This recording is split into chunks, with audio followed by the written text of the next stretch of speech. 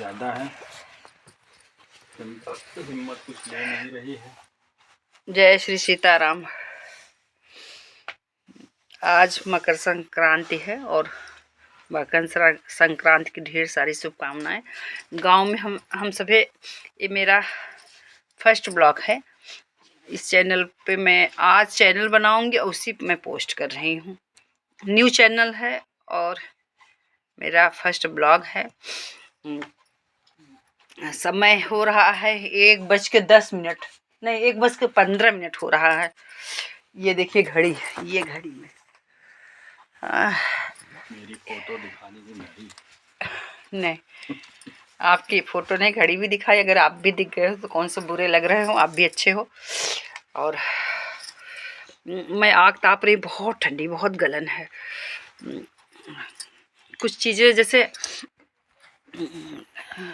बचपन की याद आ जाती है, चीज़ें जो होती हैं वो याद आती हैं। मकर संक्रांति की बहुत सुंदर यादें हैं। अभी गांव में कोई जैसे होता है कि नहीं होता, मुझे नहीं आइडिया है कि रीत रिवाज समय के अनुसार सब चेंज हुए हैं, बदल गए हैं। तो हम लोग पहले छोटे छोटे रहते थे। मैं गांव की बात कर रही हूँ तो मुझे गांव की भाषा में ही बात करनी चाहिए, इसलिए मैं अपनी भाषा में बात करूँगी। तो जो हमारी पूर्वी भाषा है, हाँ, तो वो ज़्यादा अच्छी है हमें लगता है। तो मैं पूर्वी भाषा में आप लोगों को बता रही हूँ कि हम सब सवेरे पहले नहाए रहे, और कितनी जल्दी, जैसे इतनी सर्दी हो, पहले की सर्दी तो इतनी अपरंपार होती थी, उतने कपड़े नहीं हुआ करते थे, इतनी व्यवस्था नहीं होती थी, लेकिन हाँ गरम गरम पानी निकलता था और गरम गरम पानी हैंड पाइप से निकाल के नहाया जाता था। और गरम मतलब इतने उत्साहित, और कपड़े आते थे, नए कपड़े। सबसे बड़ी बात तो नए कपड़े आते थे, वो पहनने को उत्साह रहता था कि कल हम नए कपड़े पहनेंगे। और सवेरे नए नए कपड़े पहने जाते थे हमारे यहाँ। इसी एक त्यौहार के कितना माँ बाप गरीब हों, चाहे जैसे भी हों, लेकिन अपने लिए लाएं या ना लाएं, बच्चों के लिए कपड़े जरूर आ जाते थे। और इसलिए ये त्यौहार हम लोगों के लिए बहुत प्यारा था, बहुत प्यारा था। और सर्दी में 1 महीने से सर्दी पड़ने लगती थी कि एक हफ्ते धूप नहीं होती थी घर में। ईंधन की बहुत कमी होती थी, चीज़ें लगता था रोटी कैसे बने, लेकिन उसी में ढूढ़ी बन जाता था, उसी में ढूंढा बन जाता था, उसी में लड़ुआ बन जाता था, उसी में पट्टी जम जाती थी। मतलब फिर भी वैरायटी खाने की कमी नहीं रहती थी, कितनी सारी चीज़ें बन जाए और बिटिया बहन की यहाँ चली जाए। 1 महीने 15 दिन से अगर कोई आटा पिसाने भी जा रहा है तो लोग कहते थे कि लागत बाबा बीरन भैया आवता है न, केहू भाई खिचड़ी ले जाता, केहू के यहाँ खिचड़ी जाता। तो खिचड़ी, आदमी बड़ा हो गया और दिल छोट हो गया, खिचड़ी की प्रथा बंद कर दी है। नियत जो है कि हमें दान करनी है वहाँ जहाँ दिखावा हो, बिटिया बहिनी के दान नहीं करना है। कुछ लोग जैसे होंगे करते होंगे, लेकिन अब हमारे हिसाब से बड़का मनाइन तो बंदा ही कहते हैं बड़ी। और बहुत जने की यहाँ ले जवान आए हैं, दूर हैं, देश प्रदेश हैं, तो उन्हों के ना जाते। जैसे नियत छोट हो गए, आदमी में दूरी बढ़ी गया, तो सब चीज़ें हैं। लेकिन वो बचपन की जल्दी से नहा ले और जल्दी से अपने मौनी भौकी भी नहीं जाए कि ये मौनी जय लड़के रहे तेरंग के मौनी, और जो छोट लड़के रहे उन्हें भी ना डोलची बनाए जाए, बल्ला उल्ला के बिन। हम तो खूब बीनत रहे, खूब बीनी, हमें बड़ा अच्छा लगे। स्वेटर बिनाए, सीजन में स्वेटर बिने, कोई समय कैसे बीते, स्वेटर बिन जाए, सुबह शाम पढ़ाई हो, एक बाद दिन में जैसे काम धंधा खाली करने के बाद स्वेटर बीने, या मौनी भौक गाँव में रहते रहे मौनी भौकी बीनत रहे। तो छोटे छोटे लड़कियों डोलची बिन जात रही। अगर आप सबको पुरानी यादें कुछ याद हों बचपन के, तो ज़रूर याद करके कमेंट्स ब्लॉग में लिखिएगा, कमेंट्स में लिखिएगा।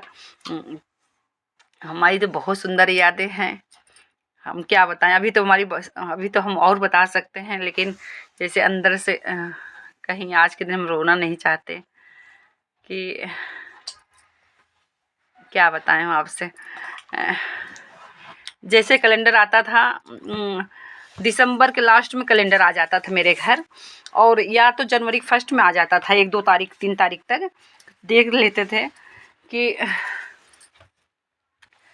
कब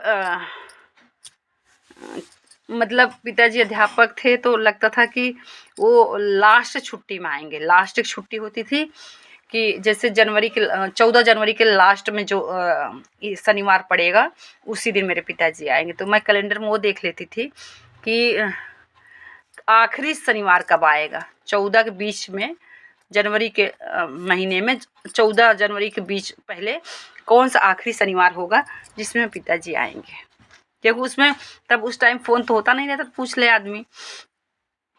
उस टाइम बस ऐसे आदमी अंदाज़ा लगा रहता था कि पिताजी की शनिवार को छुट्टी होगी, रविवार की छुट्टी होगी, शनिवार को छुट्टी करके चले जाएंगे, तो रविवार को फिर चले जाएंगे। ऐसे आते थे पिताजी कानपुर खिचड़ी लेके, और इतना खिचड़ी लेके आवे कि पूरा मोहल्ला देख के कहा है कि कैसे हम खुद बड़े आश्चर्य हो जाए तब कहाँ से कि 2 जगह बदलई पड़े। एक तो ये तो ट्रेन से आवे, वरना ट्रेन आवे तो उससे आए, ये तो बस से आवे। बस से तो एक जगह लदवा लिए तो चलो आ गए एक जगह, और फिर रिक्शे से उतरवा के रिक्शे पे चढ़वा लेते थे रिक्शेवान से। लेकिन एक समय था जब वो ट्रेन से आना शुरू किए और लखनऊ में बदलते थे, और फिर वो इतना सामान दे के गए कि मतलब जो आलू वाला बोरा, जूट का बोरा होता है, 2 बोरा तक सामान रहता ही था। प्लास्टिक की 2 बोरियां रहती थी और झोला कम से कम 8-9 झोला रहता था।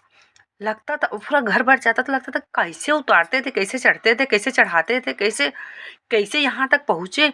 रिक्शे पर से सामान लुढ़कता रहता था और कुछ बांधते थे, कुछ इधर पकड़ते थे, कुछ पूरा रिक्शा लद के आता था कि पूरा मोहल्ला देख के कहा है कानपुर में, अरे बाप रे कितना जिगरा बा, कितना बड़का घर के बड़की मतलब कितना सामान लेके आए हैं।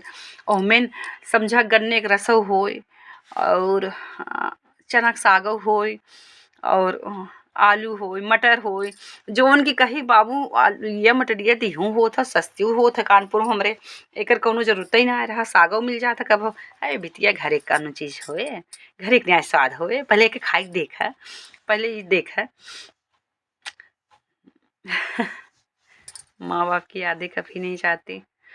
हाँ, लोग कहते हैं जब तक माँ बाप जिंदा रहते हैं तब तक नैहरे खिचड़ी घुघरी कटहरी बेटियों को मिलता है। क्या कहूँ, जय श्री सीताराम। नहीं मटर बहुत महंगी हो गई है।